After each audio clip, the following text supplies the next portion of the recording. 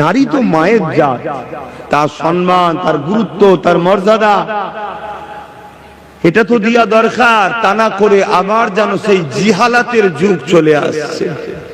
আল্লাহ এসব ফিতনা ফাসাদ থেকে আমাদেরকে হেফাজত করেন, বলুন আল্লাহুম্মা আমিন। মনে রাখবেন, এ দুনিয়া কারো জন্য চিরস্থায়ী নয়, চলে যেতে হবে। যতদিন থাকবো বা থাকবেন, আল্লাহকে খুশি করে থাকতে হবে, এটা মাথায় রাখতে হবে। যুগে যুগে আল্লাহ নবী আলাইহিস সালাম যে ঘরে পাঠিয়েছে, যান আপনারা যে আমার বান্দা বান্দিকে সঠিক রাস্তা দেখান। তিনারা এসে মেসেজ দিয়েছে। ঈসা আলাইহিস সালামের নামে একজন নবী এসেছিলেন ২-২৫০০ বছর আগে, ২০০০ বছর কিছু কম বেশি আগে। তিনি চলে যাবার পর এই পৃথিবীর মানুষগুলো আর কোন নবী রাসূল পায়নি। এক পিড়ি, দু পিড়ি, তিন পিড়ি, ১০০ বছর, ২০০ বছর, ৩০০ বছর কেটে যাবার পর মানুষগুলো আস্তে আস্তে এক আল্লাহ ভুলে গেল। নিজেদের হাতে করে ৩৬০টা শুধু মক্কার কাবাতে নকল খোদা করেছে। পুরো পৃথিবী জুড়ে হাজার হাজার নকল খোদা হয়ে গেছে। রোম থেকে শুরু করে, পারস্য থেকে শুরু করে, সিরিয়া, লিবিয়া, যেগুলোকে আজকে আমরা চিনি, ইরান, এসব পৃথিবী জুড়ে নকল খোদার উপাসনা শুরু হয়েছিল। ছোট ছোট বাচ্চাগুলোকে ওই খোদার সামনে বলি দেওয়া হতো। মক্কার কাবার পাশাতে উলঙ্গ নারীর নাচ হতো, ওকাজের মেলা হতো, নারী কিনা বেচা হতো আলু পটলের মতো। গরিবের ঘরে, ছেলেদের ঘরে গলায় বেড়ি, কোমরে বেল পরিয়ে বাজারে নিয়ে বিক্রি করা হতো। ধনীরা লেবার হিসাবে নিয়ে যেত, পেটে ভাতটুকু দিত, খাঁচার মধ্যে বন্দি করে রেখে কাজ করা হতো, যেটাকে আমরা বলতে পারি এনআরসির নামে ডিটেনশন ক্যাম্প, যেটা নতুন করে আবার শুরু করতে চাইছে আজকের আবু জেহেলরা। কথা মাথায় ঢুকছে? এসব পৃথিবী জুড়ে ছেয়ে গেছিল। আল্লাহ এই ধ্বংস পৃথিবী ও মানুষ্য জাতিগুলোকে সঠিক রাস্তা দেখাবেন বলে ৫৭০ খ্রিস্টাব্দে ১২ই রবিউল আউয়ালে সোমবার শবে সাদেকের সময় দোনো জাহানের বাদশাহ, সুলতানদের সুলতান রহমাতাল লিল আলামিনকে পাঠিয়েছিলেন। জোরে বলুন সুবহানাল্লাহ। তিনি এসে মক্কা জমিনে আস্তে আস্তে বড় হতে লাগলেন। ৪০ বছর যখন তেনার বয়স হলো, তিনি মানুষকে লক্ষ্য করে কাবার পাশে ডাকলেন। সবাই এসে হাজির হলো। তারা কেউ এক আল্লাহ মানে না। তারা নিজের মাকে জুলুম করে, নিজের বেটিদেরকে জ্যান্ত পোঁটে দাফন করে দেয়, বালিতে পুঁতে দেয়। তারা জুলুম করে, বেইনসাফি করে। এই শ্রেণীর মানুষগুলোকে রাসূল ডাকলেন, হাজির করলেন একটা উঁচু জায়গায় উঠে। আল্লাহ নবী বলতে লাগলেন, এই যে পাহাড় দেখছো, এই পাহাড়ের ওই পাদদেশে একদল লোক আছে। আমি মুহাম্মদ সাল্লাল্লাহু আলাইহি ওয়াসাল্লাম যদি বলি, তোমরা কি মেনে নেবে? তারা এক কথাই বলেছিল, আমরা মেনে নেব। আল্লাহ নবী বললেন, তোমরা তো দেখুনি, মানবে কেন? তারা বললেন, কোনদিন ৪০ বছর দেখছি আপনি মিথ্যা বলেননি, কারোর সঙ্গে ধোঁকা দেন নেই, আর কি করেন নে, ফজলামি করেন নে। তাই আপনি যদি বলেন অবশ্যই সত্য বলছেন, আপনি আল আমিন। জোরে বলুন সুবহানাল্লাহ। দেখুন এখানে হজ করছে, ওখানে ছেলেটা ৩-৪ জন কিনে দেখছেন। এই সব মুসলমানদের জন্যই তো আমরা মার খাচ্ছি। বা প্রত্যেকটা বোঝা দরকার, যেখানে আমার আল্লাহ ও রাসূলের কথা হচ্ছে, বিয়াদবি করলে ধ্বংস হয়ে যেতে হবে। আমাদের ধ্বংসের কারণটা কি? আমরা বিয়াদব হয়ে গেছি। এই জন্য আল্লাহ আমাদের উপর রহমত তুলে নিচ্ছে, সাহায্য তুলে নিচ্ছে।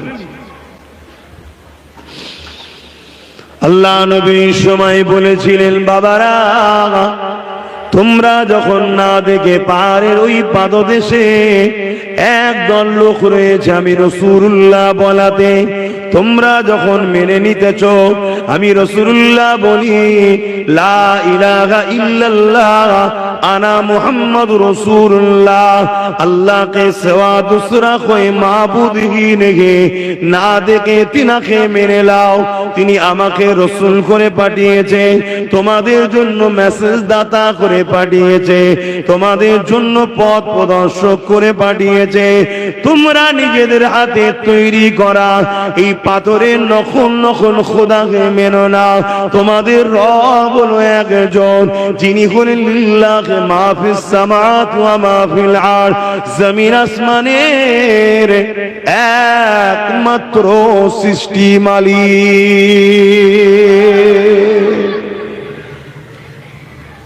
আল্লাহ নবী যেই বললেন, একটু আগে যারা বলল আপনি চিরসত্যবাদী আলামিন, তারা আমার নবীর কথা না মেনে চলে গেল। কেন? তাদের বিজনেস, তাদের ধান্দা, তাদের স্বার্থে আঘাত পড়েছে। তারা পুরো মানুষ, দুনিয়ার মানুষকেই মেলার নামে ওই নকল খোদা দেখিয়ে, ধর্মের নামে ভণ্ডমি কুসংস্কার দিয়ে কোটি কোটি টাকা আত্মসাৎ করে। তাই তাদের ধান্দা চৌপাট হয়ে যাবে, তাদের মিথ্যা খোদা দেখিয়ে ব্যবসা বন্ধ হয়ে যাবে। এজন্য তারা আমার রাসূলুল্লাহর বিরুদ্ধে চলে গেল। আজকেও পৃথিবীতে ইসলামের দুই শ্রেণীর মানুষ যুগে যুগে সব থেকে বড় দুশ্মন ছিল। দুই শ্রেণীর মানুষ মনে থাকে জানো?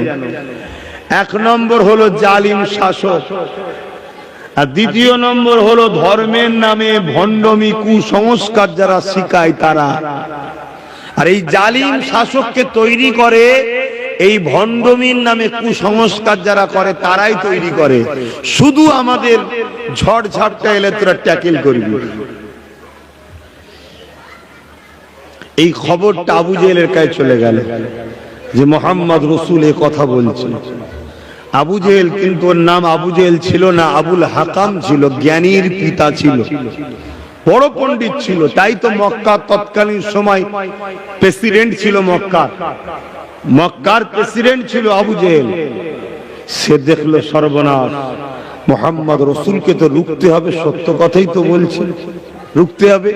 না হয় আমাদের তো দু নম্বরই জুলুম, অত্যাচার, মানুষকে কৃতদাস বানিয়ে রাখা, গরিবের বাঁচার অধিকার নেই, নারীর বাঁচার অধিকার নেই, তাদেরকে ভোগের জন্য বানিয়েছে। এই যে মেসেজ সমাজকে দিয়েছি আমরা মিথ্যা, এগুলো তো বন্ধ হয়ে যাবে। মুহাম্মদ রাসূলকে রুখতেই হবে যেমন হোক করে। পরের দিনে আল্লাহ নবী যখন কাবা শরীফের পাশে আবার চলে গেল, এলাকার মানুষ দিগকে ডাক দিল, আমার প্রতিবেশী এদিকে আসো। সবাই আবার ভিড় জমিয়ে দিল। ওই ভিড়ের মধ্যে আবু জেহেল ঢুকে গেল, তার সৈন্য সামন্ত নিয়ে, তার ক্যাডার বাহিনী, চালাচামদা গুন্ডা বাহিনী নিয়ে ঢুকে গেল। আল্লাহ নবী যখন বলতে লাগলে, তোমরা তোমাদের হাতে তৈরি করা নকল খোদার উপাসনা করো না, তোমরা সমাজের বুকে ফিতনা করো না, মা বাপের উপরে জুলুম করো না, নারীদের উপরে অত্যাচার করো না। এই জমিন আসমানের একমাত্র মালিক তিনি হলেন আল্লাহ। এই কথা যখনই বলতে লাগলে, ওই আবু জেহেল আগিয়ে এসে আমার নবী পাকের নূরে শরীরে হাত পর্যন্ত উঠিয়ে দিল, আমার নবী পাকের সঙ্গে বেয়াদবি করে ফেললো। এ যুবকেরা, তরুণীরা, বাপেরা, ইসলাম এত সহজে আপনাদের গ্রামে আসেনি, দাড়ি টুপি এত সহজে আপনার এলাকাতে আসেনি, মসজিদ মাদ্রাসা এত সহজে আসেনি। কিন্তু আমরা সহজে পেয়েছি বলে এই ধর্মের উপরে গুরুত্ব নাই।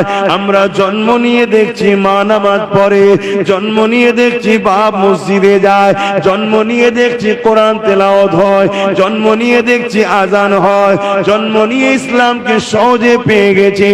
এই জন্য তো আমাদের ইসলামের উপরে গুরুত্ব নাই।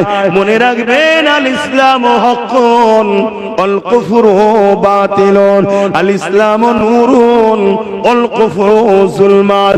ইসলাম যদি না থাকে আপনার ঘরে অন্ধকার আসবে, আপনার ঘরে জুলুম হবে, বেটা বাপকে সম্মান করবে না, বাপ বেটাকে কখনো শ্রদ্ধা প্রশ্ন করবে না।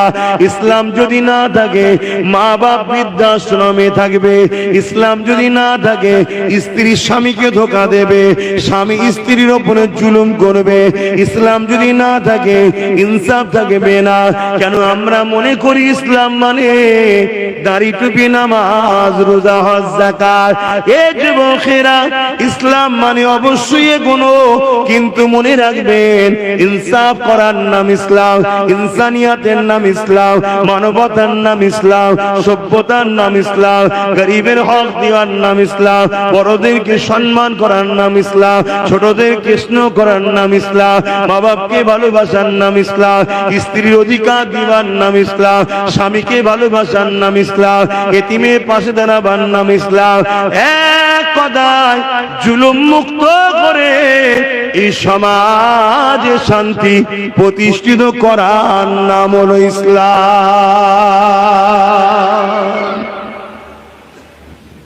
কিন্তু আজকে আমরা আলেম উলামা মুফতি মৌলানা বক্তারা সমাজে জুলুম বেরিয়ে যাচ্ছে, আমাদের কোনো ধান্দাই নাই। আমরা নামাজ, দাড়ি টুপি, মসজিদ মাদ্রাসা এই জায়গার মধ্যে ইসলামকে সীমাবদ্ধ করে দিয়েছি। এ থেকে বেরিবি না, মসজিদ থেকে বাইর হবি না, মাদ্রাসা থেকে বাইর হবি না। কিন্তু চারিদিকে সব ইসলাম বিরোধী চলছে। সমাজনীতিতে ইসলাম বিরোধী, অর্থনীতিতে ইসলাম বিরোধী, মুসলমানের কথা বলছি, মুসলমান করছে। সংসার নীতিতে ইসলাম বিরোধী, রাষ্ট্রনীতিতে ইসলাম বিরোধী, রাজনীতিতে ইসলাম বিরোধী, এডুকেশন নীতিতে ইসলাম বিরোধী, অর্থনীতিতে ইসলাম বিরোধী। সমস্ত ক্ষেত্রে অন্য ধর্মের সঙ্গে মানববন্ধন ক্ষেত্রে ওখানেও ইসলাম বিরোধী কালচার আমরা ব্যবহার করছি সব জায়গায়। আর সব জায়গায় যখন ইসলাম বিরোধী হয়ে গেছে, এখন মসজিদের মধ্যে ইসলাম বিরোধী ঢুকছে। মসজিদে দুনিয়াদারের গল্প হয়, মসজিদ কমিটির মধ্যে ফাসেক ফাজেল বেহুদা সারাবি সমাজ বিরোধী নেশাখোর হারামখোর সব ঢুকে যাচ্ছে। মাদ্রাসার মধ্যেও আস্তে আস্তে ঢুকছে। এজন্য অনেক মাদ্রাসাতে ইসলাম বিদ্বেষী শিক্ষাও দেওয়া হচ্ছে। আমার কথা বুঝছেন তো নাকি? এর জন্য সব কিছুর জন্য দোষী কারা? বলুন বলুন, কথা বলবেন না? স্বীকার করতে লজ্জা লাগছে? তাহলে আমরা যদি ইসলামের চরম দুশ্মন হই, তাহলে আল্লাহ আমাদেরকে মিটাবে না? কথা বলছে না? এজন্যই তো আল্লাহ মাথায় বসিয়ে দিয়েছে ইসলামের বড়, আমাদেরকে মিটাবার জন্য জালিম সরকার বসিয়েছে। দেখছেন না? ট্রেনে, বাসে, হাটে ঘাটে, শহরে, অলিতে গলিতে, সর্ব জায়গায় মোল্লাদের কাটো, মোল্লাদের মারো, শুধু বলছে না, কেটেও দিচ্ছে, মেরেও দিচ্ছে। হচ্ছে না? করেন? এ তো আমাদের পাওনা হচ্ছে বাপ ভাই। কেন আমরা আল্লাহর সঙ্গে ধোঁকা দিচ্ছি? আমরা বলছি মুসলমান, কিন্তু আমরা ইসলামের বড় দুশমন। আমরা ইসলামটাকে, আমার নবীর দ্বীনটাকে আমরা আমাদের ঘরের মধ্যে রাখিনি, ঘর থেকে বার করে দিয়েছি। আমরা নবীর দ্বীনটাকে আমাদের কারবারের মধ্যে রাখিনি, বার করে দিয়েছি। আমরা আমাদের নবীর দ্বীনটাকে সংসার জীবনে রাখিনি, বার করে দিয়েছি। আমরা আমার নবীর দ্বীনটাকে প্রতিটা ক্ষেত্রে থেকে বার করে দিয়েছি। যাও, ইসলাম অনুযায়ী চলা যাবে না। আল্লাহ আমাদেরকে মারবে না? মারবে না? কতটা কষ্ট করে ইসলাম এসেছে। আল্লাহ নবী যখন এইভাবে বারবার বলে, আমার রাসূলুল্লাহ কথা কেউ মানতে চায় না, উপরন্তু আমার নবী শুনে বেয়াদবি করে ফেলল। এ নওজওয়ানেরা, আল্লাহ নবী ঘরে বসে বসে কাঁদে। আমার আল্লাহ আওয়াজ দিয়ে দিলে আমার খাবে, আমি আপনাকে সত্য সুসংবাদ দাতা করে পাঠিয়েছি, আপনি প্রচার করে দেন। কে মানবে না মানবে আমি আল্লাহ তার সঙ্গে বুঝে নেব। তবে হাবিব আপনি কি আমাকে আল্লাহ বলে মানে? আমার আল্লাহ জমিন থেকে আওয়াজ দিলে আশহাদু আল্লা ইলাহা ইল্লাল্লাহ ওয়া আশহাদু আল্লা ইলাহা ইল্লাল্লাহ। হে আল্লাহ আমি সাক্ষী দিচ্ছি আপনি ছাড়া কোনো রব নাই, আপনি ছাড়া কোনো প্রভু নাই, আপনি ছাড়া কোনো খালেক নাই। আমার আল্লাহ আওয়াজ দিয়ে দিলেন ওয়া আশহাদু আন্না মুহাম্মাদান আবদুহু ওয়া রাসূলুহু, এবং আমিও সাক্ষী দিচ্ছি মুহাম্মদ তুমি আমার রাসূল, আমার বান্দা।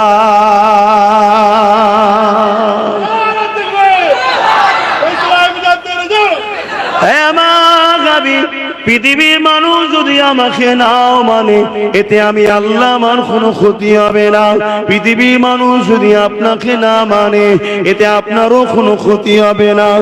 আমার হাবিব আপনি প্রচার করে দিন, কে মানবে না মানবে আমি আল্লাহ তার সঙ্গে বুঝে নেব।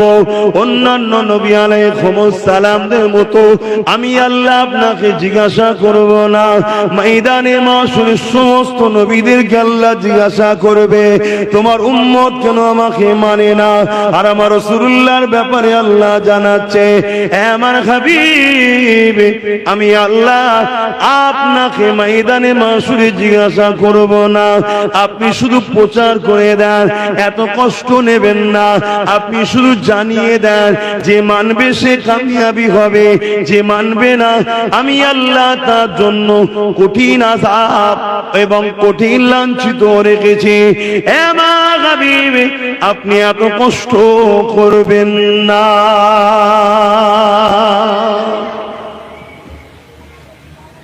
আল্লাহ নবী তথাপিও পরের দিন আবার বেরোলেন। আল্লাহ নবীর সঙ্গে একজন যুবকের দেখা হয়ে যায়।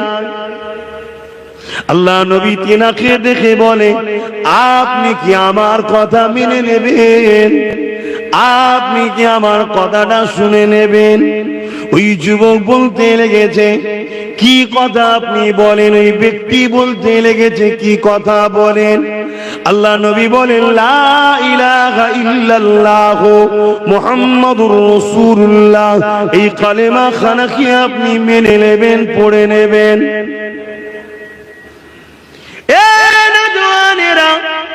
ওই সময় তিনি বলতে লেগেছেন আমি অনেক দিন ধরে অপেক্ষায় ছিলাম কবে আপনি মেসেজটা প্রচার করবেন, কেননা আমি আপনার হাতে হাত দিয়ে ইমানের কালেমা খানা পড়ে নিয়ে আপনার কদমে থাকতে চাই। আল্লাহ নবী জিজ্ঞাসা করলেন কবে থেকে আপনি জানেন? তিনি বলতে লাগলেন আপনি যখন শাম দেশে চাচার সঙ্গে ব্যবসায় যাচ্ছিলেন, রাস্তায় একটা রাহেব আপনাকে দাওয়াত দিয়েছিল। এ যুবকের আল্লাহ নবী যখন ছোট ছিল চাচার সঙ্গে ব্যবসায় যেতেছিল, ওই সময় একজন রাহেব ধর্মগুরু দেখতে লেগেছে বা পাদ্রী দেখতে লেগেছে যে এমন করে একজন বাচ্চা উটের উপরে আসছে আর আকাশের এক টুকরা মেঘলা আমার রাসূলুল্লাহকে ছায়া করে করে যাচ্ছে। এটা দেখে ওই রাহেব বা পাদ্রী আল্লাহ নবীর ওই কাফেলাকে দাওয়াত দিয়েছিল। ওই কাফেলাকে যখন দাওয়াত দেয় সবাই মেহমানদারিতে বসে। আল্লাহ নবী কিন্তু উট ও সামান পাহারার জন্য ওই জায়গাতে রয়ে যায়। খানা যখন বিতরণ করতে লেগেছে ওই পাদ্রী বা রাহেব বলতে লেগেছে আরে যার জন্য তোমাদেরকে দাওয়াত দিলাম সেই শিশু বাচ্চাটা কই, তাকে কেন দেখতে পাচ্ছি না? ওই সময় আমার নবী পাককে হাজির করানো হয়। ওই রাহেব আমার রাসূলুল্লাহ চতুর্দিকে ঘুরতে লেগেছে। একটা সময় যখন পার্সোনাল ভাবে পেয়েছে আল্লাহ নবীকে জিজ্ঞাসা করতে লেগেছে তোমাকে লাত উজ্জা শপথ দিয়ে বলছি আমি একটা কথা জিজ্ঞাসা করব, তুমি কি সত্য বলবে? আল্লাহ নবী বললেন তুমি যার শপথ দিলে আমি সেই লাত উজ্জাকে মানি না। লাত উজ্জা মানে তখন তাদের বানানো খোদা সব। আমার রাসূল বললেন তাকে আমি মানি না। তখন ওই ধর্মগুরু পাদ্রী বা রাহেব বলছে, তোমাকে আল্লাহর কসম দিয়ে বলছি, তুমি কি সত্য কথা বলবে? আল্লাহ নবী বললেন, আমি কখনো মিথ্যা বলি না। জোরে বলুন সুবহানাল্লাহ। তখন সেই রাহেব বলছে, একটুখানি কি পিছনের পিঠের কাপড়টা তুলে পিঠের অংশটা দেখাবেন? আল্লাহ নবী বুঝতে পেরেছেন, মুচকি হেসে বলছেন, আপনি যা দেখতে চাইছেন দেখে নিন। অর্থাৎ আমার রাসূলুল্লাহর পিঠে মোহরে নবুয়াতের স্টাম্প নূর রয়েছে। জোরে বলুন সুবহানাল্লাহ।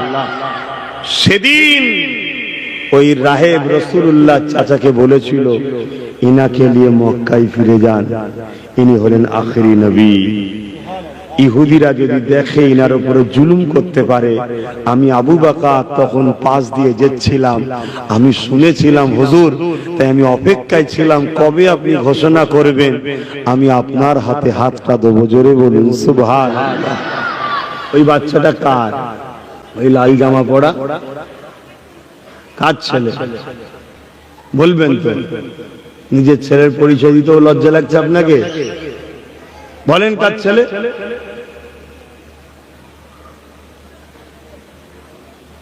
কেন বাপগুলো ছেলেদের ভবিষ্যৎ ধ্বংস করছে এইভাবে? কেন ধ্বংস করছে?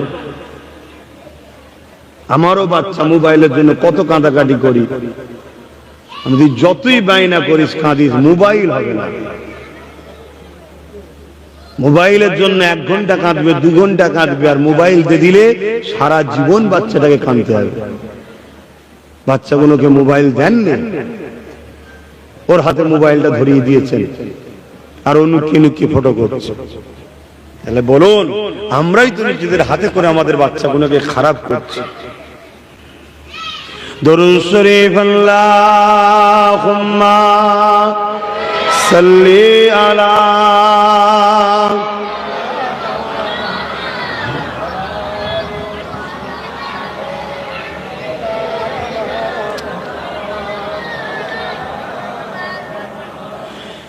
एक महल है उन पर कुर्बान जमाना है। আরো জোরে বলুন না সুবহানাল্লাহ। আমার নবীর উপরে শুধু কি আমি কুরবান, পুরো জবান আমার নবীর উপরে কুরবান, ঠিক না বেটি? তবুও তো মানুষের মধ্যে কিছু মুনাফিক আছে, নবীর সামনে গুস্তাখি করে। আহা, আমার নবীকে আসমান জমিন কুল কায়নাতে সবাই চিনল, আশরাফুল মখলুকাত মানুষের মধ্যে কিছু মানুষ চিনতে পারল না। হ্যাঁ, বনের হরিণ আমার রাসূলকে চিনেছে, জানেন না? জানেন না? আবার একদল সব বেরিয়েছে মুনাফিক, বড় বড় সব দাড়ি টুপি রেখে মৌলানা সেজে নবীর মেম্বারে উঠেছে, উঠে ওয়াজ করছে। ওয়াজ করতে করতে কি বলছে? এই হরিণের অখিয়াটা নাকি বানানো। কত বড় একটা গুস্তাখে রাসূল! অথচ একটা দুটো নয়, 12টা কিতাবে অখিয়া আছে। বলুন আলহামদুলিল্লাহ। এবং ছোট ছোট চটি চটি কিতাব নয়, অনেক পুরাতন পুরাতন ভিত্তি মজবুত কিতাব। কিন্তু জাহেল এরা কোটি কোটি ডলার টাকায় ইসলামের দুশমনদের কাছে বিক্রিরা। কেন? সমাজের কাছে মেসেজ দিতে চায়। ঈসা নবী কবরের ধারে গিয়েছিল, কুম বিইজনিল্লাহ বলার সাথে সাথে কবরবাসী উঠে ঈসা নবীকে সালাম করছে। জোরে বলুন সুবহানাল্লাহ। এরা এটা প্রচার করতে চায় যাতে করে উম্মতে মুহাম্মাদি ঈসা নবীর দিকে চায়।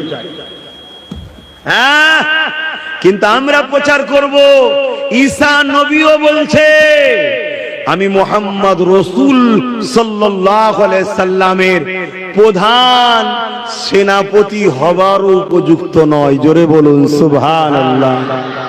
আর ঈসা নবীর মামাজান তিনি বলছেন তিনিও নবী ছিলেন, এহি আলাইহিমুস সালাম। তিনি কিতাবের মধ্যে বাইবেলে লিখছে যে মুহাম্মদ সাল্লাল্লাহু আলাইহি সাল্লামের জুতার ফেতে বেঁধে দিবার উপযুক্ত আমি নয়। জোরে বলুন সুবহানাল্লাহ। আমার নবীকে চেনো যুবক? নবী না চেনার জন্যই তো আজ আমরা ধ্বংস। হ্যাঁ, আমার নবীর শান কত! ঈসা নবী বলেছেন কুম বিইজনিল্লাহ, উঠে পড়ে, আল্লাহর হুকুমে উঠে পড়েছে। আর গৌস পাক কবরের ধারে যে বলছে ওর কবর থেকে কবরবাসী উঠে পড়েছে। জোরে বলুন সুবহানাল্লাহ। গৌস পাক বলছে ঈসা নবী তো নবী, আর আমি গৌসুল আজম বড় পীর আব্দুল কাদের, আমি মোহাম্মদ রসুলের গোলাম। গোলামের যদি এই পাওয়ার হয়, আমার আকার কত পাওয়ার। জোরে বলুন সুবহানাল্লাহ। এসব চলছে বাবা, শুনছেন তো নাকি? সব ট্রেন্ড চলছে, যুব সমাজকে মোবাইল ভরিয়ে দিয়েছে। আর মোবাইলে সব ইউটিউবে বক্তা, হোয়াটসঅ্যাপের বক্তা নানা রকম ভাবে আমাদেরকে নবীর থেকে সরাবার চেষ্টা করেছে। তাফসিরুল কোরআনের নামে, বড় বড় সব মুফাসসিরুল কোরআনের নামে, শায়েখের নামে, সব আল্লামার নামে ঢুকছে। আর ঢুকে গিয়ে ঘন্টার পর ঘন্টা, ঘন্টার পর ঘন্টা রসুলের প্রেমের কথা নেই, আদবের কথা নেই, ভক্তির কথা নেই, মহব্বতের কথা নেই। আরে যেটা হলো মূল, আপনাদের গাছ আছে না, এই যে দেখেন গাছ, ডালপালা, ফল মূল সবটার দরকার আছে না? নাই, দরকার আছে। কিন্তু কেউ যদি ডাল টাল ছেটে দেয়, পাতা পাতা ছেটে দেয়, বড় আবার দেরি হলো একদিন ফল মূল পাতা আবার গজাবে না? গজাবে না? কেন গজাবে বলবেন তো? কেন গজাবে? আর মূল ঠিক আছে, আর একজন ডাল পাতা ফল মূল সব আছে, কিচ্ছু করেনি, মূলটাকে কেটে দিয়েছে তলা থেকে। কি হবে? এই গাছের ডাল পাতা এগুলো হলো নামাজ, রোজা, দাঁড়ি, টুপি, হজ, যাকাত, দান, খায়রাত, কেউ কেটে ফেলেছে, মানে যুবক ছেলে করছে না, দেরি হলো, একদিন সব ফিরবে। আর মূলটা হলো, গাছের মূল মাটির তলায় থাকে, মূলটা হলো এখানে থাকে, অর্থাৎ ঈমান, হুজুরের প্রেম ও আদব। জোরে বলুন সুবহানাল্লাহ। এটাকে যদি কেটে ফেলো, তোমার নামাজ থেকেও বেকার, রোজা থেকেও বেকার, হজ থেকেও বেকার, একেবারে শেষ। বুঝতে পারছি তো নাকি? আজকে পুরো পৃথিবী চাইছে হুজুর থেকে সরাও। কেন? পৃথিবী যুগে যুগে দেখেছে অস্ত্র আমাদের হাতে, পাওয়ার আমাদের হাতে, পারমাণবিক শক্তি আমাদের হাতে, সব ক্ষমতা আমাদের হাতে। তারপরও এই গুটি কত মানুষ, না চাকরি আছে, না কোনো বড় পদ আছে, না কোনো পজিশন আছে, না মিলিটারি আছে, না কোনো অস্ত্র আছে, তারপরও এরা বারবার যেতে কেন? এদেরকে মিটানো যায় না কেন? তারা রিসার্চ করে দেখেছে এদের দিলে একটা সুপার পাওয়ার আছে, যে পাওয়ারের কাছে সব পাওয়ার জিরো। ওটা হলো সবুজ গম্বুজলার প্রেম। জোরে বলুন সুবহানাল্লাহ, আরো জোরে বলুন সুবহানাল্লাহ। তাই এদেশে যখন ব্রিটিশ ছিল, তারাও কোটি কোটি টাকা দিয়ে দালাল ফিট করেছিল, বড় বড় মাদ্রাসা তৈরি করেছিল ব্রিটিশ। সেই মাদ্রাসায় ট্রেনিং দেওয়া হতো নামাজের, রোজার, হজ, দাড়ি, টুপি সব নিখুঁত ভাবে। শুধু গোস্তাকে রসুল বানাও, নবীর আদব কমাও, নবীর প্রেম কমাও। যদি একেবারে নাও কমাতে পারো, যতটা পারো কমিয়ে দাও। শুনছেন তো নাকি? আজকে আমরা ছেলেদের সব মৌলী সাহেব বানাচ্ছি, মৌলানা বানাচ্ছি। হ্যাঁ, ও কত সহি করে পড়ছে, দেখ ভালো, কত সহি করে পড়া, পড়তেই হবে। জিজ্ঞেস করো তো তোমার ছেলে হুজুরকে সম্মান আদব করে কিনা, রসুলকে কি নজরে দেখে? না বলছে তিনি মানুষ ছিলেন, আমরাও মানুষ, সব একই। কে বলেছে? বাবা উস্তাদ বলেছে। তাহলে কি ট্রেনিং দেওয়া হচ্ছে মাদ্রাসার মধ্যে? এই বীজ যদি সমাজের বুকে ছড়ায়, তা আল্লাহ আমাদেরকে মিটাবে না? কি গো, আমার অসুবিধা হচ্ছে? তাহলে একটু হ্যাঁ কি না বলো। নিয়ে এসেছো মোহাম্মদ রসুলের গোলামকে, আর তুমি সুনাম শুনবে ও নবীর দুশ্মনদের আশা করতে গেলে হয়? হ্যাঁ, তুমি আম গাছ লেগিয়ে, এই আমড়া গাছ লেগিয়ে আর আম খাবার স্বপ্ন দেখলে হয়? তোমার ছেলে যেমন তৈরি করবে তেমন বীজ হবে। এক মেহনে উন পর কুরবান জমানা হ্যায়, এক মেহনে उन पर कुर्बान जमाना है, एक मैग नहीं उन पर कुर्बान जमाना है, कि मैग उन पर कुर्बान ज़माना है। जो रब दो आलम का, जो रब दो आलम का महबूब गाना है। एक महीने उन पर कुर्बान ज़माना है। कल पुल से जिसने हमें खुद ही पार लगाना है। কালকে আমাদেরকে পুলসিরাত পার করাবে কে? কথা বলবেন না, বলবেন তো কে পার করাবে? ময়দানে মাহশরে আমাদেরকে পুলসিরাত পার করাবে কে? তুই কি করছিস? কি করছিস? বদমাশি করছিস?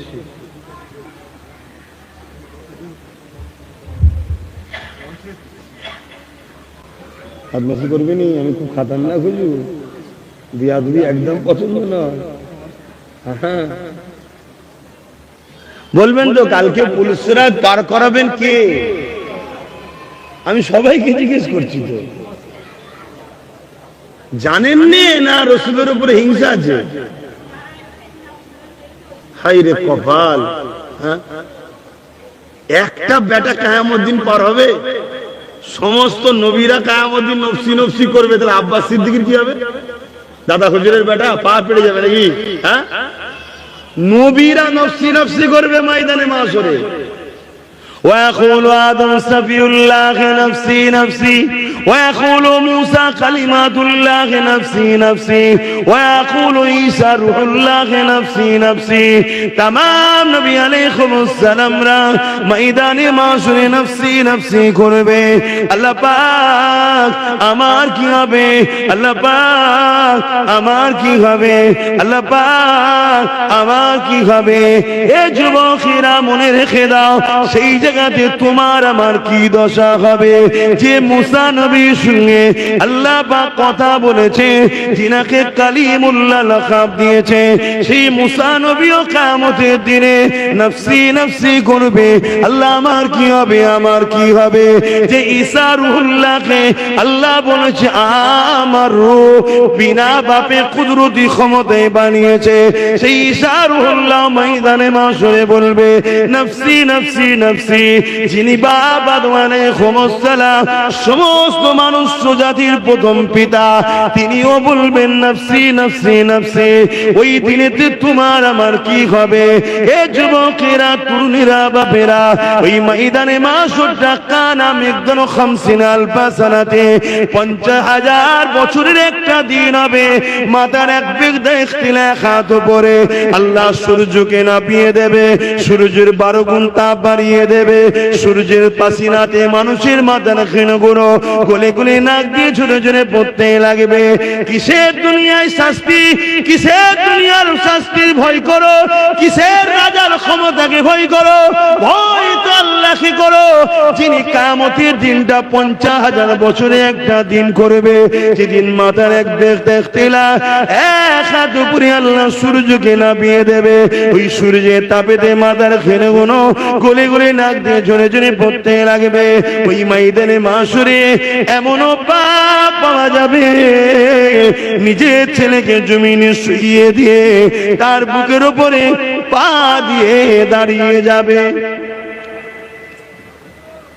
এমনও মা পাওয়া যাবে, নিজের মেয়েকে জমিনে শুয়াবে, তার বুকের উপরে পা দিয়ে দাঁড়িয়ে যাবে। এক কথায় যার উপরে যার জোর চলবে, তাকে জমিনে শুইয়ে দিয়ে তার বুকের উপরে পা দিয়ে দাঁড়িয়ে যাবে। এ যুবক পরিবর্তন হও, এ আমার আব্বা আম্মারা পরিবর্তন হন, এ উলামারা আল্লাহকে ভয় করেন। আমি আপনাদেরকে জ্ঞান দিচ্ছি না, কিন্তু দুনিয়ার তাগুতি শক্তির দালালিটা বন্ধ করে। যদি দালালি না বন্ধ করেন, কাল কিয়ামতের ময়দানে এই দিন কিন্তু উঠতে হবে, জবাব আল্লাহর কাছে দিতে হবে।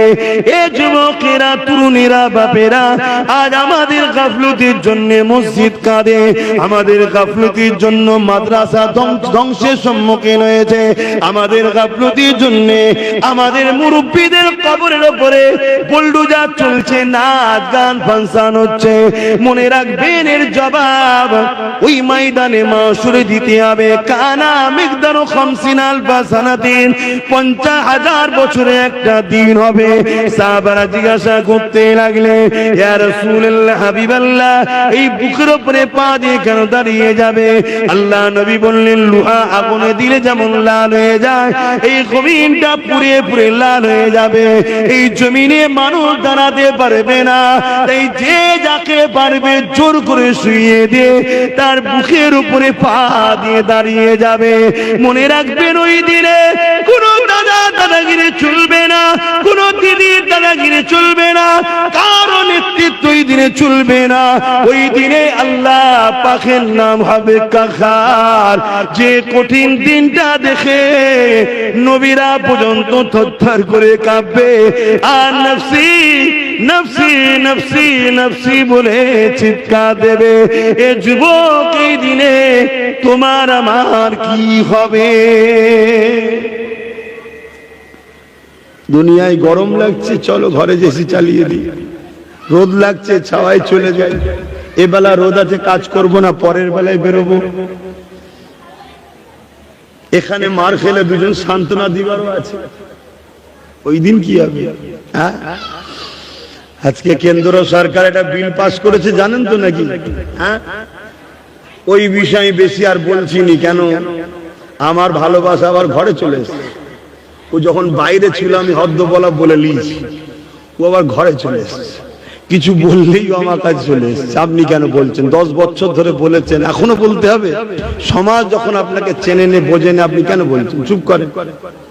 বুঝতে পারছেন না? আমার ছোট ভাইটা, ও আমাকে শুধু ট্যাকেল করে, আপনাকে বলতে হবে না। আপনি 10 বছর ধরে বলছেন।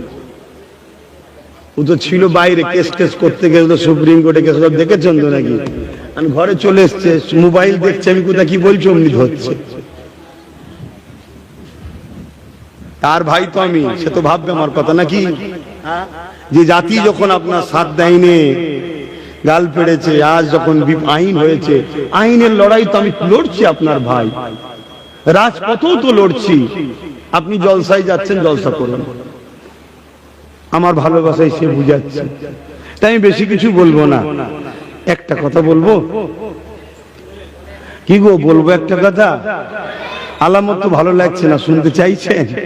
হ্যাঁ, কেন্দ্র সরকার বিল যে নতুন যে সংস্কার করে বিলটা করে আইন করেছে, ওর মধ্যে একটা অপশন আছে কি, এই ওয়াকাফের মধ্যে অমুসলিমদের ঢুকাতে হবে, তাই তো নাকি? এই জানেন তো? এটার বিরোধী হচ্ছে, হওয়া দরকার আছে না? না কথা বল, 100% হওয়া দরকার। কেন? আমার হিন্দু ভাইদের দেবত্ব সম্পত্তি আছে, তাদের আইন করা আছে, কোন অহিন্দু ঢুকতে পারবে না। তারাও ঠিক করছে, তাদের চাষ তারা থাকবে, তো আমাদের সমস্যা কিসের রে বাবা? আমাদের তো কি মারা উচিত নয়? তাদের ধর্মীয় ম্যাটার, তাদের বড় বড় ধনী লোকরা দান করেছে, তাদের ব্যাপার, কেন আমি উঁকি মারতে যাব? কিন্তু তাদের একটা রেজুলেশন করা আছে, অহিন্দু ঢুকতে পারবে না। খ্রিস্টানদের আছে, সেখানে লেখা আছে খ্রিস্টান ঢুকতে পারবে না। শিখ পাঞ্জাবিদের আছে, সবার ট্রাস্টের রুলস আছে, তার ধর্মের লোক থাকবে। তা আমাদেরও ট্রাস্টের রুলস আছে, ইসলামের অনুসারীরা থাকবে। কেন্দ্র সরকার কি করতে চাইছে? যেখানে অমুসলিম ঢুকানো হবে। এটা ঠিক করছে না অন্যায় করছে? একটু বলবেন না? এর বিরুদ্ধে লড়াইয়ের দরকার আছে না? না, লড়াই হচ্ছে পুরো রাজ্য জুড়ে, পুরো দেশ জুড়ে, তাই তো নাকি? হ্যাঁ, কথা বলছে না? লড়াই হচ্ছে তো নাকি? তবে এই লড়াইয়ে যারা হিংসামূলক কাজ করছে, আমি মনে করি যারা আন্দোলন করছে তারা করেনি। আন্দোলনকে ব্যান করার জন্য পলিসি করে যারা এই বিল করতে চাইছে, তারা বা তাদেরই শরিক দল শাসকরা সাথ দিচ্ছে। কথা মাথায় ঢুকছে তো? এবারে আমি জানতে চাইছি, অমুসলিম ঢুকাক, এটা আপনারা চান না, তাই বিরোধী হচ্ছে, তাই তো নাকি? একটু হ্যাঁ কি না বলেন? আমার সঙ্গে একমত তো নাকি? সুপ্রিম কোর্টে কেস হয়েছে, সুপ্রিম কোর্ট একটা সুন্দর রায় দিয়েছে, 5 তারিখ পর্যন্ত স্থগিত আছে। কি যেভাবে ছিল সেভাবে এখন থাকবে। ধন্যবাদ জানাই সুপ্রিম কোর্ট, শুভেচ্ছা জানাই। কিন্তু সুপ্রিম কোর্ট প্রত্যেকটা ওয়াকফ কমিটি, পুরাতন কমিটির কাছে রিপোর্ট চেয়েছে, রাজ্যগুলোর কাছে রিপোর্ট দিয়েছে। তা রাজ্য যদি ভালো রিপোর্ট দেয় যে না অমুসলিম দিবার দরকার নেই, তাহলে সুপ্রিম কোর্ট হয়তো সেটাকে মান্যতা দেবে, ঠিক না বেটি? আর রাজ্য যদি রিপোর্ট না দেয়, এটা ফাইসালা উল্টো হয়ে যেতে পারে। আচ্ছা, মনে হয় আমার রাজ্য কি রিপোর্ট দেবে অমুসলিম না ঢুকানো? আপনাদের কি মনে হয়? এটা দেওয়া দরকার তো নাকি? কথা বলছেন না তো। কিন্তু এটা দিলে তো সুপ্রিম কোর্টের চড় খাবে। যদি বলেন কেন? 2025 বিল পাস করছে কেন্দ্র সরকার, 2024-এ অলরেডি রাজ্যের মমতা সরকার ওয়াকফ বোর্ডে 2টো অমুসলিমকে ঢুকিয়ে দিয়েছে। মাথায় আছে আপনাদের? কোন ইমাম শুনিয়েছে? কোন মোল্লা মুলহি শুনিয়েছে? না, শোনাবে না। কেন? কিনে রাখা হয়েছে। আমার বিষয়ে বলবি না, আমার ভুল প্রচার করবি না, শুধু মুসলমানকে ভয় দেখা বিজেপি, যাতে করে এরা আমার সাথে থাকে আর আমি তোদেরকে মাইনে দেবো। এই সব চলছে বাপ। তাহলে অমুসলিম ঢুকানো যখন অপরাধ, কেন্দ্র বিল করছে, তার বিরুদ্ধে আমরা লড়ছি। রাজ্য অলরেডি 2টো অমুসলিমকে ঢুকিয়ে রেখেছে। রেকর্ডিং হচ্ছে না? হয়নি? মিথ্যা বললে কেস হয়ে যাবে। আপনারা কি শুনছেন জানি না, এখানে রাজ্য সব আইবি ঢুকানো আছে, স্পেশাল করে পাঠিয়েছে। আব্বাস সিদ্দিকী যাচ্ছে, শোন কথা শুনছেন না? শোনেন, অন্য সিদ্দিকী এলে নাও পাঠাতে পারে। আব্বাস সিদ্দিকী যখন যাচ্ছে, জলদি করে যা, একদম কাজ কাম খাওয়া দাওয়া সব ছেড়ে দে, পুরো তথ্য দিবি। প্রমাণ সহ কথা বলছি, শুনছেন তো নাকি? তাহলে বলুন, রাজ্য সরকার বিজেপি সরকারের থেকে 1 বছর আগে আমাদের ক্ষতি করছে না? করেন? এদের প্রতিবাদটা করবে কে? এর প্রতিবাদ করবে কে? হ্যাঁ, আব্বাস সিদ্দিকী বললে খারাপ না, থাক, ওই জন্য বলা বন্ধ করে দিলাম। कलपुल से जिसने हमें खुद ही पार लगाना है, जहरा का ओ बाबा है, हसनैन का नाना है, जहरा का ओ बाबा है, हसनैन का नाना है। एक महने उन पर कुर्बान जमाना है। आओ दरे जहर पर फैली हुई दामन, आओ दरे जहर पर फैली हुई दामन, ये नस्ल करीमों की, ये नस्ल करीमों की लचपा खराना है। एक महने उन पर कुर्बान जमाना है। अल्लाहुम्मा सल्ली अला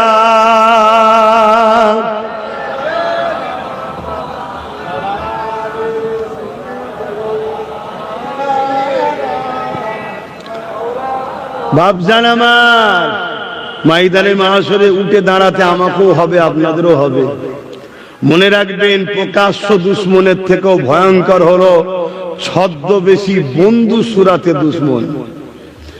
কেন্দ্রে যে বসে আছে আমাদের প্রকাশ্য দুশ্মন, আমরা সবাই জানি ও ইসলামের দুশ্মন। কথা বুঝছেন না? বোঝেন না? কিন্তু ইনি যে ঘুমটার পিছনে কি ক্ষতিটা করে যাচ্ছে জাতির, কওমের, হাড়ে হাড়ে বুঝবেন। এমন পাকে পুঁতে দিয়ে যাবে, ঠেলে উঠতে আর পারবেন না।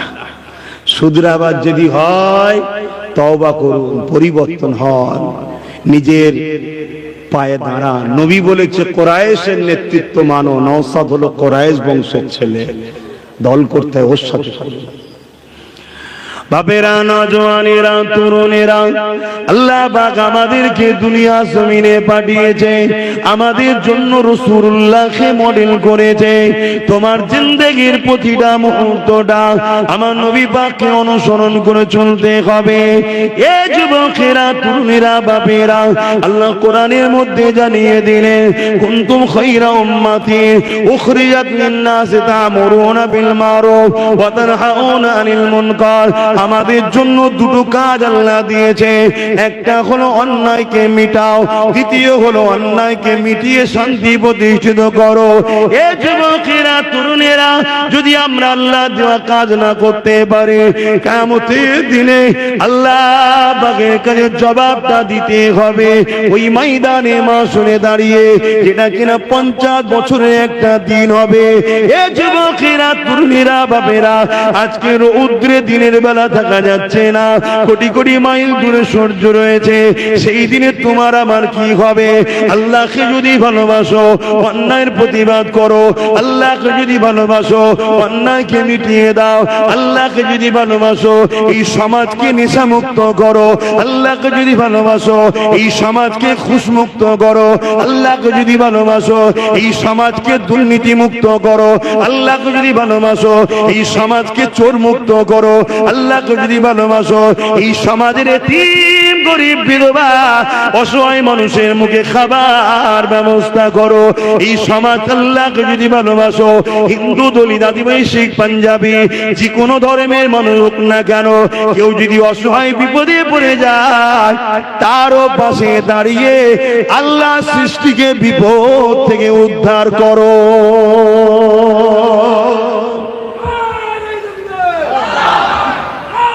আমাদের মেন্টালিতে ঢুকে গেছে, আমি নামাজ তো পড়ি, আমি তো হজ করে এসেছি, আমার তো মুখে দাঁড়িয়ে আছে, আমি তো আল্লাহকে ভালোবাসি, আমি পাঠ হয়ে যাবে। ভালোবাসো, আল্লাহ যে কাজ দিয়েছে সে কাজটা করার নাম তো ভালোবাসা। হ্যাঁ, আল্লাহ আমি করতে গেলে জেলে যাব, তো কি হয়েছে? তুমি কোন সালাট সাহেব? ইউসুফ নবী জেলে গেছে, তুমি কে? ইউসুফ নবী জেলে গেছে, তুমি কিসের লাট সাহেব জেলের কথা বলছো? আল্লাহ হক কথা বললে আমায় মারবে। তুমি কে এমন ভিআইপি হয়ে গেছো যে হক কথা বললে মার খাবার ভয়ে তুমি চুপ করছো? হ্যাঁ, আমার নবী সাহাবা হুজুরদের ঘরে হক কথা, হক পথে থাকার জন্য গরম বালির উপরে চিৎ করে শুয়ে বুকে ভারী পাথর দিয়ে মেরে দিয়েছে। হ্যাঁ, কি এমন ভিআইপি হয়ে গেছো? ইমাম হোসাইন হুজুরের থেকে বড় ভিআইপি। কারবালার মাঠে কি করতে গিয়েছিল? নামাজ পড়তেন না, রোজা রাখতেন না। ইমাম হোসাইন হজ করেনি। ইমাম হোসাইনের দাড়ি টুপি, নামাজ, তাসবিহ, তাহলিল ছিল না। কি দরকার ছিল জালিম, চরিত্রহীন, শারাবি, অত্যাচারী এজিদের বিরুদ্ধে কথা বলার ইমাম হোসাইনের কি দরকার ছিল? হ্যাঁ, আমাদের তো আরো বেশি বলা দরকার। আহা, তিনি যদি নবীর কাঁধে চড়া বাচ্চা হয়ে যদি হক কথা বলে, আমাদের তো আরো বেশি করতে হবে। আমাদের তো সবটাই ভুল। কথা মাথায় ঢুকছে? তাহলে কি করব ভাই জান, কি বাবাজি কি করবেন ভাবুন এবারে। আমার কাজ তো দিয়ে যাওয়া, দুটো কাজ, অন্যায় মিটাও, নাইকে প্রতিষ্ঠিত করো। আল্লাহ নবী, নবী, দয়া নবী আমাদের জন্য মডেল। লাকাদ কানা লাকুম ফি রাসূলিল্লাহি উসওয়াতুন হাসানা। নামাজ পড়বে নবীকে দেখে, হজ করবে নবীকে দেখে, দান খায়রাত করবে নবীকে দেখে, মা বাপকে সম্মান করবে নবীর থেকে শেখে, কন্যার বিয়ে দেবেন নবীর থেকে শেখে, প্রতিবেশীর সঙ্গে কিভাবে ব্যবহার করবেন নবীর থেকে শেখে, বিজনেস কিভাবে করবেন নবীর থেকে শেখে। এক কথায় রাষ্ট্র পরিচালনা কিভাবে করবেন আমার রাসূলুল্লাহ থেকে শেখে, রাজনীতি কিভাবে করবেন আমার রাসূলুল্লাহ থেকে শেখে। এ যুবকেরা, তরুণেরা, কোন মুসলমান তোমাকে বোঝাতে পারে ইসলামী খেলাফত নবী চালু করেছিল, আমরা তো গণতান্ত্রিক দেশে বাস করি, মনে রাখবে আর একজন চিটিং বা ধোঁকাবাজ প্রতারণাকারী খায়রুল উলামা নয় শাররুল উলামা ইরা। এ যুবকেরা, তরুণেরা, বাপেরা, আমার নবী দারুল ইসলাম আর দারুল হারবের সমস্ত জায়গার পরিচালনা করা শিখিয়ে দিয়েছে। সর্বধর্মের মানুষকে নিয়ে কিভাবে চলতে হয় ওটা আমার নবীর মদিনার জমিনে রাষ্ট্র করে শিখিয়েছে। তাই আমার নবী পাকের জীবনেতে সব কিছু সমস্যা সমাধান করে দেওয়া আছে। এবং বড় দুঃখ লাগে কোন মুসলমান যখন বলে আমরা গণতান্ত্রিক দেশ বাস করি, এখানে রাসূলুল্লাহটা চলবে কি করে? এর মানে আপনি প্রমাণ করতে চাইছেন আমার নবী ভালো কাজ করে যায়নি, আমার দেশে চলবে না। আর যদি বলেন না ভালো কাজ করেছে, এখানে চলবে কি করে? তাহলে আমার দেশকে ভালো করার জন্য আমাদের তো আরো বেশি দরকার, দেশকে যদি ভালোবাসি মুহাম্মদ রাসূলুল্লাহর মডেলটাই তো চালাতে হবে।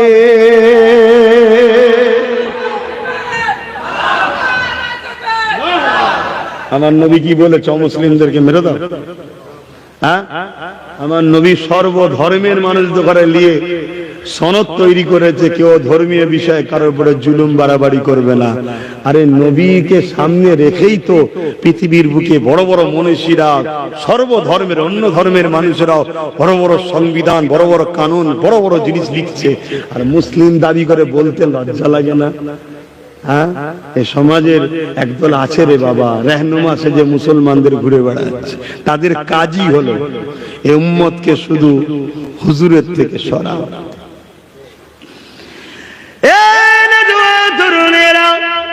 আল্লাহ নবী রাষ্ট্র কায়েমে মানে কোন খোদা তো যদি রাত্রে না খেয়ে ঘুমায়, এর জন্য রাষ্ট্রপ্রধানকে শাস্তি দেওয়া হবে।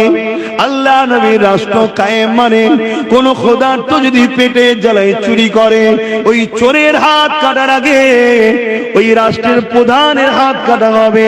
কেন? রাষ্ট্রের প্রধান গরিবি দূর করে নে। কেন? এ যুবকেরা, তরুণেরা, আমার নবী পাকের রাজনীতি মানে সমাজের সারা চলবে না। আমার নবী পাকের রাজনীতি মানে ধর্ষণ মুক্ত সমাজ করা। আমার নবী পাকের রাজনীতি মানে মা বাপকে সেবা করতে হবে। আমার নবী পাকের রাষ্ট্র কায়েম মানে রাজনীতি মানে মানুষকে ধোঁকা দেওয়া যাবে না, মালে কম দেওয়া যাবে না, ফ্রড করা যাবে না, চিটিংবাজি করা যাবে না, দেশের সার্বভৌমত্বকে নিরাপদে রাখতে হবে। ধর্ম নিয়ে কাউকে বাড়াবাড়ি করে জুলুম করা যাবে না।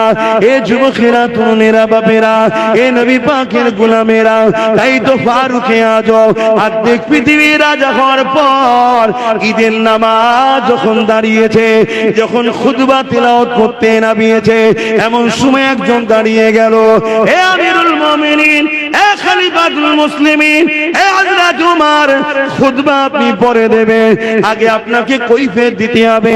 কি কৈফিয়ত দিতে হবে? আপনি ঈদের উপলক্ষ করে জনগণের মধ্যে কাপড় দিয়েছেন, ওই কাপড় এতটা দিয়েছেন একটা মানুষের গোটা জামা হবে না, একটা থানেতে হাফ হবে, দুজনের মিলালে তবে হবে। তাহলে আপনার কেন গোটা জামা হয়েছে? আপনি বেইনসাফি করেছেন, সবাইকে একটা করে দিয়েছেন, আর আপনি দুটো কেন নিয়েছেন? শুনছেন? অর্ধেক পৃথিবীর রাজার সামনে দাঁড়িয়ে লোক কথা বলছে, আর এখন বুথের যদি সভাপতি হয় তার সামনে দাঁড়িয়ে কথা বলা যায় যে তোর টালির বাড়িটা পাকা হলো কি করে? কথা বলছেন না কেন? বলা যায়? হ্যাঁ, এখন পাকা তো দূরের কথা, আরো কি হচ্ছে সে বলার মুশকিল। হ্যাঁ, তাহলে কোথায় সমাজ গেছে? আমরা মুসলমান দাবি করছি, এই অন্যায়গুলোকে মিটিয়ে সমাজে শান্তি প্রতিষ্ঠিত করার নাম ইসলাম। তাই সব বেটাকে ধরা পড়বে কিয়ামতের দিনে।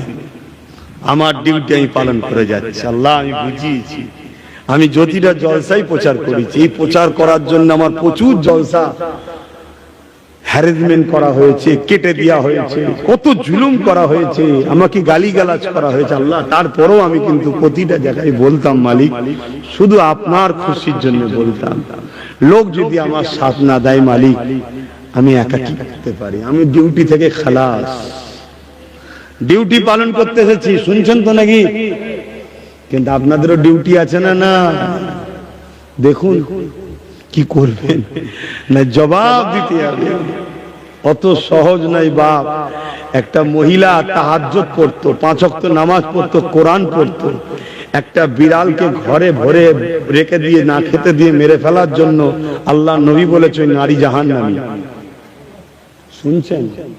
আমাদের সমাজে হাজারো এতিম আছে, না খেতে পেয়ে সমাজে দিনকে দিন মারা যাচ্ছে। আমাদের সমাজে হাজারো বিধবা আছে, না খেতে পাওয়ার জন্য নোংরা কাজে নেমে যাচ্ছে। এর জন্য সব জিম্মেদার এই উম্মতে মুহাম্মাদি। আমরা কোন ধর্মের মানুষ কি করছে আমার দেখার দরকার নেই, তার ধর্মে কি আছে আমি জানি না। আমার ধর্মের নামই তো হলো অন্যায় মিটিয়ে ন্যায়কে প্রতিষ্ঠিত করা, অর্থাৎ শান্তি প্রতিষ্ঠিত করা। ইসলাম সালাম থেকে শান্তি। আমরা করছি, চেষ্টা তো করো। চেষ্টা করেছি, গাছ লাগিয়েছি, ফল আল্লাহ একটা দিয়েছে। কটা দিয়েছে? একটা।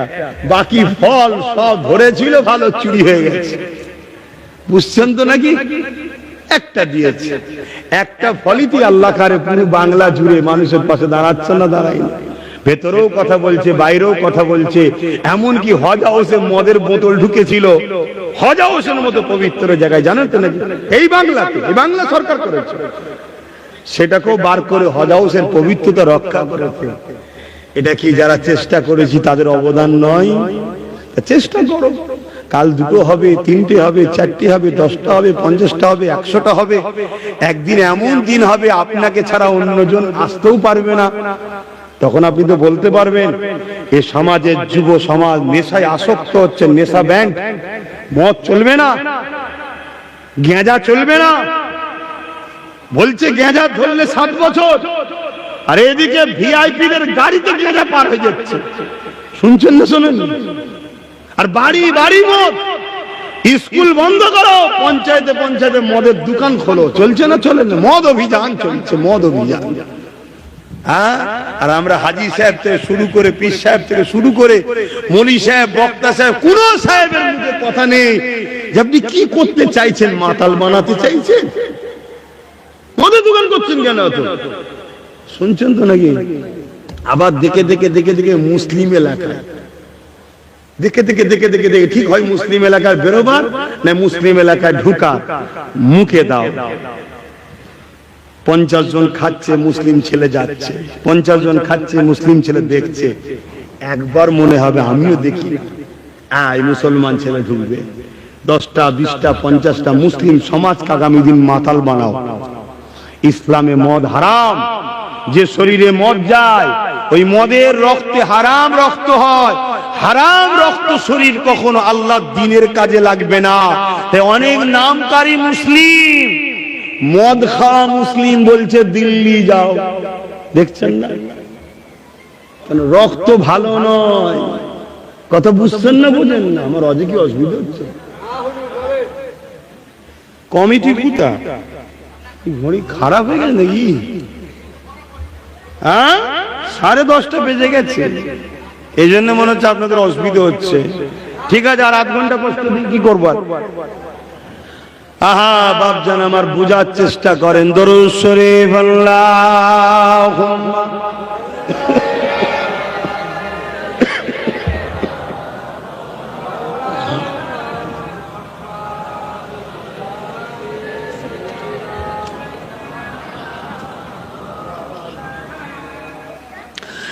যাদের হৃদয়ে আছে আল্লাহর ভয়, তারা কবু নবী ভুলে যায় না। আল্লাহর প্রেম ছাড়া এই দুনিয়া কারো কাছে কোনো কিছু চায় না। যাদের হৃদয়ে আছে আল্লাহর ভয় তারা কবু নবী ভুলে যায় না। আল্লাহর প্রেম ছাড়া এই দুনিয়া কারো কাছে কোনো কিছু চাই না। রাতের আঁধারে যারা সেজদাতে রয় দু চোখের অসদে নদী যেন বয়। রাতের আঁধারে যারা সেজদাতে রয় দু চোখের অসদে নদী যেন বয়। ছলনার ঘাচানি যত আসো, ছলনার ঘাচানি যত আসো, পিছনে ফিরো তাকায় না। গাড়ি দেবো, আলো দেবো, বাড়ি দেবো, আগে পিছু পুলিশ দেবো, যাই বাহানা এসো, যাদের হৃদয়ে আল্লাহর ভয় আছে তারা অন্যায়ের সঙ্গে আপোষ করবে না। যাদের হৃদয়ে আছে আল্লাহর ভয় তারা কবু নবী ভুলে যায় না। দিন কায়েমের পথে যারা অবিচল তারা হলো আল্লাহর প্রিয়জন। আল্লাহর প্রকৃত প্রিয়জন কারা? যারা দিনকে কায়েম করতে চায়। দিন মানে ইসলাম। ইসলাম মানে কি? ওই একটাই জিনিস আমরা বুঝি, নামাজ, রোজা, দাড়ি, টুপি, হজ, যাকাত, আর নেই কিছু দিনে। আচ্ছা বলুন ভাই, আপনারা আমাকে ভুল বুঝছেন না তো? আমাকে নামাজের বিরোধী মনে করছেন না তো? সেদিন ওই ভাইদের ওখানে ওয়াজ করছিলাম, নামাজের বিরোধী মনে হচ্ছে নাকি? কথা বলছো না তো? কিন্তু নামাজ হচ্ছে ব্যক্তি জীবনের কাজ। আমি নামাজ পড়েছি, সমাজের কি উপকার হয়েছে? এই যে নামাজ পড়লাম, বাড়িওয়ালার বাড়িতে এসে নামাজ পড়ে উঠলাম, আচ্ছা এতে সমাজের কি উপকার হলো? আচ্ছা আমার মুখে দাঁড়িয়ে আছে, সমাজের কি লাভ হচ্ছে? আমার মাথায় টুপি আছে, সমাজের কি লাভ হচ্ছে? এটা আমার লাভ, অবশ্যই আমার লাভ। আমি রোজা রেখেছি, সমাজের কি ফায়দা? আমার লাভ। আমি হজ করেছি, আমি হাজি, সমাজের কি লাভ হচ্ছে? আমি কি বোঝাচ্ছি বুঝছেন? কিন্তু এই সমাজকে যদি নেশা মুক্ত করা হয় তাহলে এই সমাজে অ্যাক্সিডেন্ট কমবে, ক্রাইম কমবে, ডিভোর্স কমবে, নারীর উপর জুলুম কমবে, তিলক তোমার মতো বেটিদের রেপ কমবে।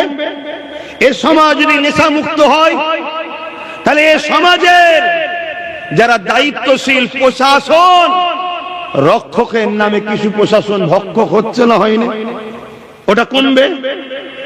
তাহলে নেশা মুক্ত করা সমাজ দরকার আছে না? না। এই সমাজে যদি একটা কল লাগিয়ে দেওয়া হয়, সবাই পানি পাবে, জনগণ খাবে। এই সমাজে যদি লঙ্গরখানা খোলা হয় এতিম গরিবদের খাবার জন্য, সবাই পাবে না? পাবে না? এই সমাজে যদি স্কুল খোলা হয়, কলেজ খোলা হয়, ভার্সিটি খোলা হয়, এই সমাজে যদি বিধবাদের উপরে জুলুম বন্ধ করা হয়, এই সমাজে যদি এতিমের হক দেওয়ার ব্যবস্থা করা হয়, তাহলে সমাজ উপকৃত হবে না? হবে না?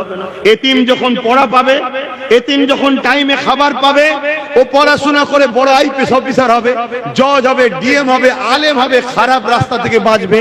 আর এতিম যদি টাইমে খাবার না পায়, পড়া না পায়, ওই এতিম বড় হলে গুন্ডা হবে, ডাকাত হবে, খুনি হবে।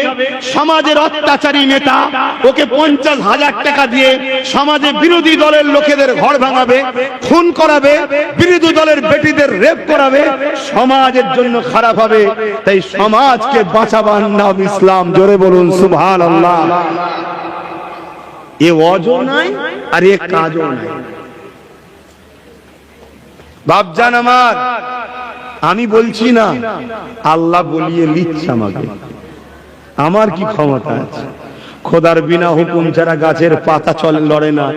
আমার গলা দিয়ে কথা বেরোতে পারে না, আমার মুখ দিয়ে বেরোতে পারে? আল্লাহ বলিয়ে দিচ্ছে। প্রতিটা মোড়ে মোড়ে, প্রতিটা গ্রামে গঞ্জে, বিশেষ করে মুসলিম সমাজের একটা বড় অংশ আমার জানের দুশমন। শুনছেন? তারপর আল্লাহ বলে দিচ্ছে, হাসবুনাল্লাহু ওয়া নি'মাল ওয়াকিল, নি'মাল মাওলা ওয়া নি'মান নাসির। আমি আল্লাহর উপরে ভরসা করে থাকি। আল্লাহ সাহায্যই আমার জন্য যথেষ্ট। আমি দ্বিতীয় কারো সাহায্যও চাই না। তাহলে দিনটা বুঝতে পাচ্ছেন তো কি? হ্যাঁ, দিন কায়েমের পথে যারা অবিচল তারা হলো আল্লাহর প্রিয়জন। বাতিলের কাছে যারা হার মানে না, বাতিলের কাছে যারা হার মানে না, সংগ্রাম করে যায় অমরণ। যাদের হৃদয়ে আছে আল্লাহর ভয় তারা কবু নবী ভুলে যায় না। আল্লাহর প্রেমে ছাড়া এই দুনিয়া কারো কাছে কোনো কিছু চাই না। আল্লাহুম্মা সাল্লি আলা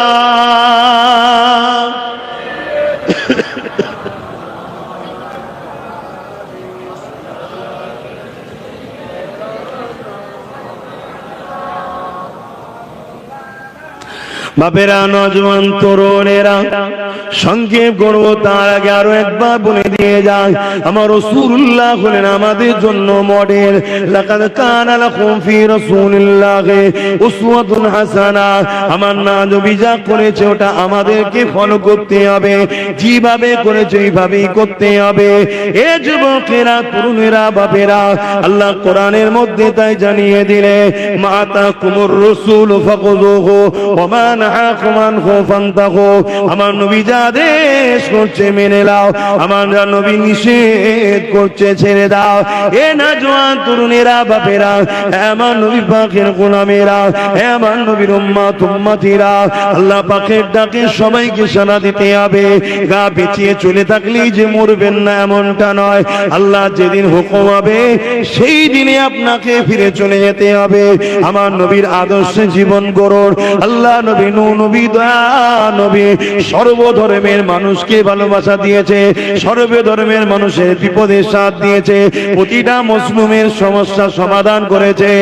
এ যুবকেরা, তরুণেরা, বাপেরা, আমার নবী পাকের প্রেমিকেরা, আল্লাহ নবী যখন মক্কা জমিনে সে ন্যায়ের কথা বললেন, ইনসাফের কথা বললেন, গরিবের পক্ষে দাঁড়ালেন, অসহায়ের পক্ষে দাঁড়ালেন, মুসলিমের পক্ষে দাঁড়ালেন, বিধবাদের পক্ষে দাঁড়ালেন। ওই সময়তে শাসক আবু জিল উতবা সাইবা আমার নবী পাককে জানে মারতে চাইলো। আমার নবী পাককে কত কষ্ট দিয়েছে। এমনও দিন গেছে আল্লাহ নবী সিজদায় পড়ে গেছে, নবী পাকের পিঠের উপরে পচা দুম্বার ভুঁড়ি চাপিয়ে দিয়েছে। আমার নবী পাক মাথা তুলতে পারে না, এক তো দুর্গন্ধ, আবার তার উপরে ভারী। এই অবস্থায় নবী সিজদায় পড়ে গিয়ে সুবহান রাব্বিল আলা, সুবহান রাব্বিল আলা তাসবিহ পড়তে লেগেছে।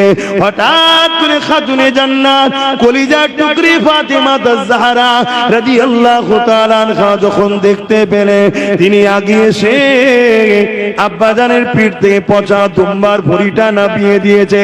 আমার রাসূলুল্লাহ মাথাখানা তুলে নিলে। এ যুবক, এ আমার আব্বাজানেরা, মায়েরা, আমার নবীর উপরেই অত্যাচার হয়েছে কেন?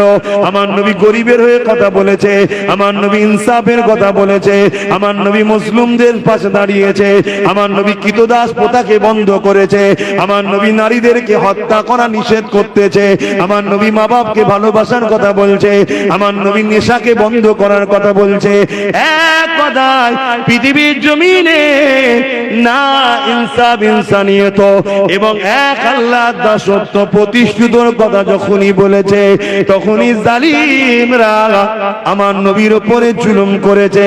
সেদিন আমার নবীর উপরে জুলুম করেছে, আজকে জালিমরা আমার নবী রেখে যাওয়া দ্বীনের উপরে জুলুম করছে। মনে রাখবে, যতই জুলুম করুক না কেন, জালিম মিটবে, দ্বীন ইসলাম ছিল, আছে, থাকবে।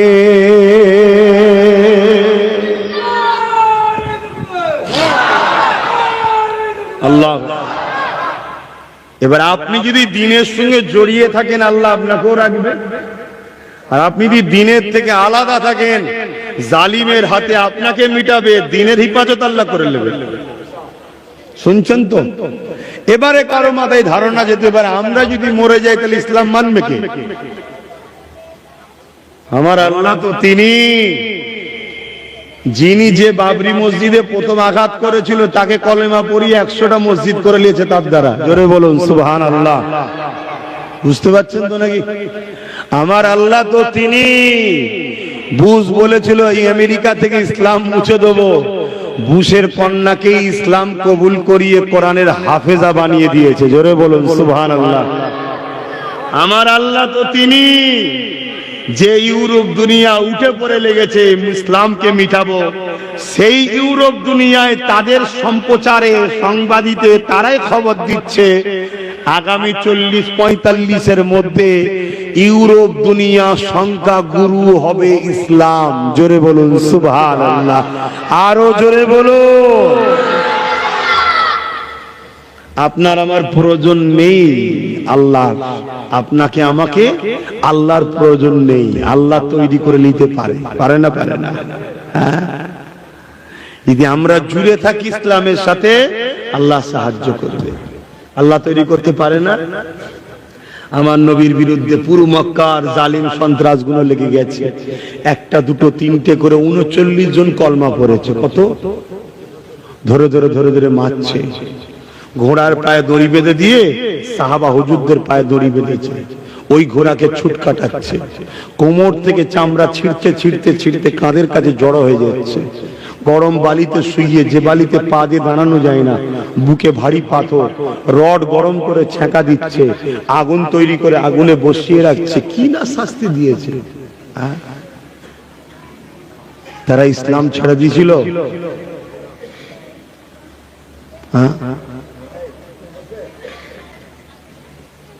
39 জন মাত্র, এত কষ্ট দিচ্ছে। কিন্তু আবু জেহেল, উতবা, সাইবা, আবুল আহাব, এক কথায় আবু জেহেল মন্ত্রীদের নিয়ে একটা মিটিং ডেকেছে, তার মন্ত্রী সবার মিটিং ডেকেছে নেতা মন্ত্রীদের নিয়ে। হারা এই মোহাম্মদ রসুলকে তো রুকা যাচ্ছে না, 39 জন কলমা পড়ে নিয়েছে, এত মারছি তাও ছাড়ছে না।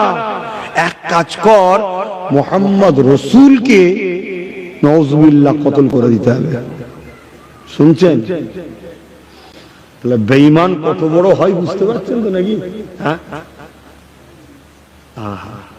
যার জন্য কায়নাত আল্লাহ তৈরি করেছে, লিল্লাহি মা ফি, যার জন্য আল্লাহ কায়নাতকে তৈরি করেছে,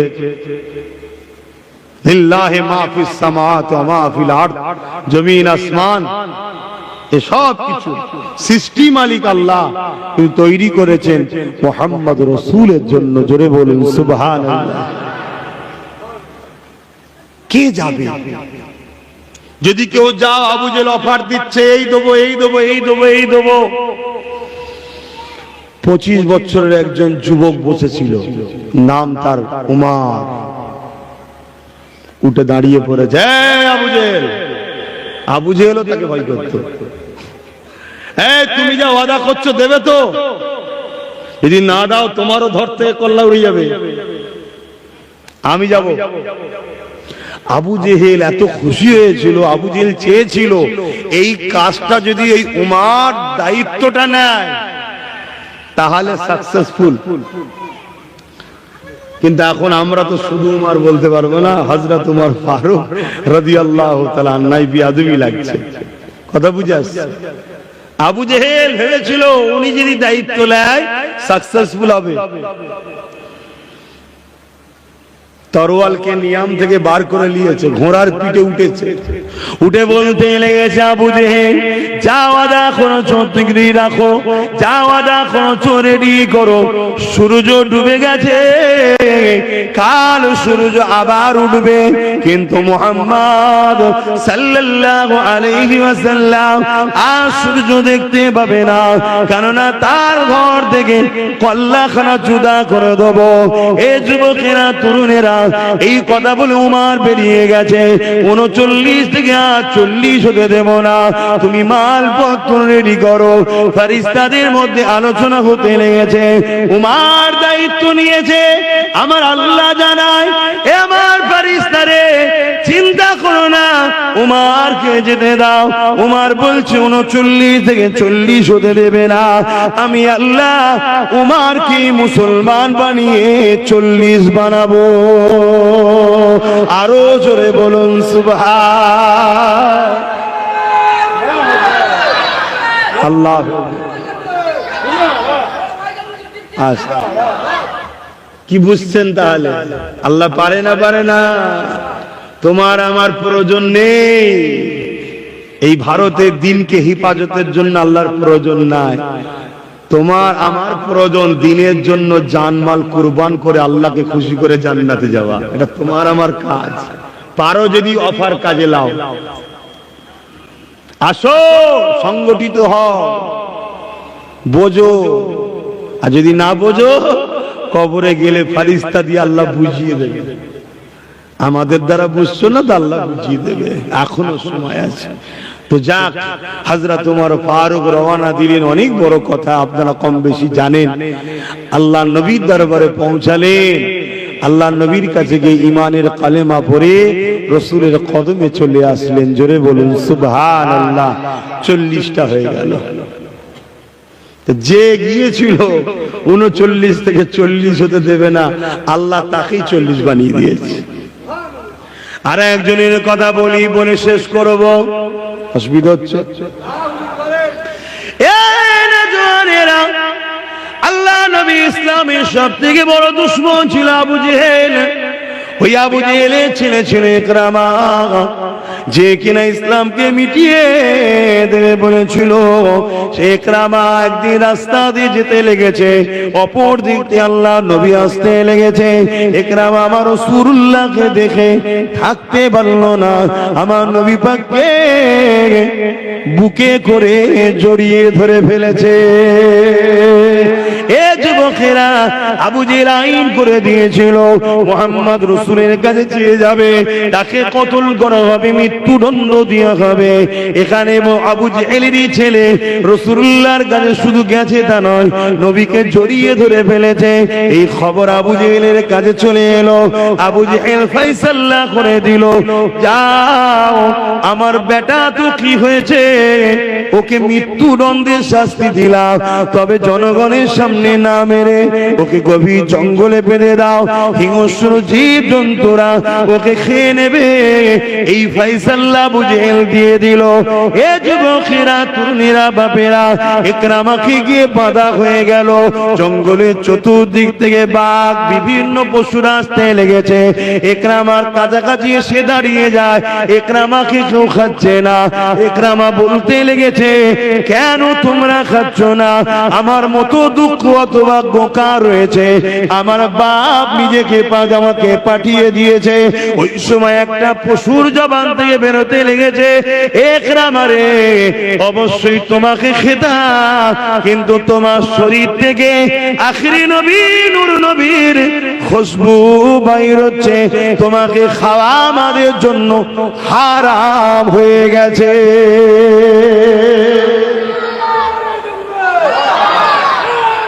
আল্লাহ, ইকরামার মধ্যে কিন্তু ঈমান নেই, তখন কলেমা তখন পড়েনি। হুজুরকে দেখে, যাকে দেখে চাঁদও লজ্জা করে নুকিয়ে পড়ে, হুজুরের কাছে চাঁদও কিছু নয়, সেই চেহারা দেখে জড়িয়ে ধরে ফেলেছে। তো তখন কলমাও পড়েনি। হুজুরের শরীরের যে জড়িয়েছে, হুজুর তো খুশবু। হুজুর কি খুশবু? হুজুরের শরীর থেকে যে পাসিনা বেরোতো, ওই পাসিনা থেকে খুশবু বাইর হতো। পৃথিবীর কোনো আতরে খুশবু নাই। জোরে বলুন সুবহানাল্লাহ। কথা বুঝে আসছে? আজও মক্কা মদিনায় যারা যায়, যে খুশবু পান, ওটা হুজুরের পাসিনার খুশবু পাওয়া যায়। জোরে বলুন সুবহানাল্লাহ। আব্বাস সিদ্দিকী বেকার বসছে না, আপনি ওই খুশবুর আতর এখানে নিয়ে এসে দেখান তো। ওখানে যখন শুকবেন দেখবেন, আরে ঠিকই তো, যেটাই শুকবেন, হ্যাঁ ঠিকই তো, ঘরে নিয়ে এসে দেখবেন আলাদা। তার মানে কি, ওটা যেটাই শুকছেন, এ সুখবর পাচ্ছেন না, ওই খুশবুটাই নাকে ঢুকছে। জোরে বলুন সুবহানাল্লাহ। রাতে भी मदीने की,